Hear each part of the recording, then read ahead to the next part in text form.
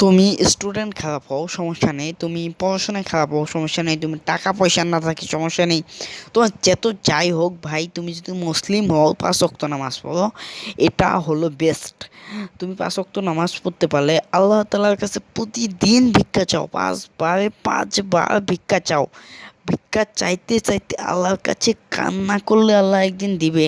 আর পড়াশোনা এমন একটা বিষয়, তুমি যদি 2 ঘন্টার প্ল্যান নিয়ে বসো যে আমি আজ 2 ঘন্টা পড়াশোনা করব, তোমার ব্রেনটা আগে থেকেই হাঁপিয়ে যাবে, সে ভাববে এত সময় তো আমার পক্ষে সম্ভব না। সেক্ষেত্রে আমি যদি, তুমি বলো যে মোটিভেশন, এই ভিডিওটা আমি মোটিভেশনের জন্য তৈরি করছি না, আমি জাস্ট তোমাকে বোঝানোর চেষ্টা করতেছি যে আসলে তুমি আসলে কী করা উচিত তোমার। তুমি যদি স্টুডেন্ট হও তাহলে স্টুডেন্ট লাইফ খুব মজার লাইফ। এই লাইফটা এতটা চাপ নিয়ে কাটানোর দরকার নেই, খুব ইজিলি কাটাতে হলে তোমাকে প্রতিদিন 3 ঘন্টা করে পড়াশোনা অলরেডি, মানে শুরু থেকেই যখন শুরু করবা, সিলেবাস শুরুতেই দিবে তখনই তুমি 3 ঘন্টা করে যদি পড়াশোনা করো, তাহলে কিন্তু অটোমেটিক্যালি তোমার শেষের দিকে এসে তোমার সিলেবাস একদম সম্পূর্ণ ক্লিয়ার হয়ে যাবে। এবং তোমায় যদি ঠিকভাবে এই 3 ঘন্টা ফোকাস করে পড়তে পারো প্রতিদিন, তোমার পড়াশোনায় মনোযোগ থাকবে এবং কি তুমি সব দিক থেকে এগিয়ে যাবে পড়াশোনায়।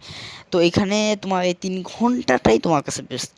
অনেকে 8-9 ঘন্টা পড়াশোনা, টপার মানেই যে 8-9 ঘন্টা পড়তে হবে তা না। অনেকে ভাবে টপার মানেই 8-9 ঘন্টা পড়া, এটা ভুল। টপার মানে যে 8-9 ঘন্টা পড়তে হবে তা না।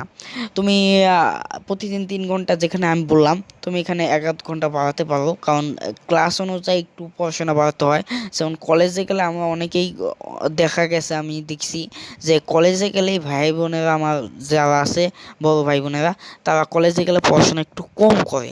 যেখানে আমাদের দেশে একটা উল্টো নিয়ম আছে, যে আমাদের সেই দেশে যে প্লে বাচ্চারা বা 1-2 বাচ্চারা, তাদের হলো এমন নিয়ম হলো, তারা অন্য অন্য দেশে, আমি জানি যে আমি মোবাইল আর কি রিসার্চ করে দেখলাম যে অন্য অন্য দেশের বাচ্চারা, 1-2 বাচ্চারা, তারা কী করে, মাঠে খেলাধুলা করে, খেলাধুলার পাশাপাশি শিখে, মানে তারা আনন্দের সাথে শিখে। কিন্তু আমাদের দেশে তা উল্টো।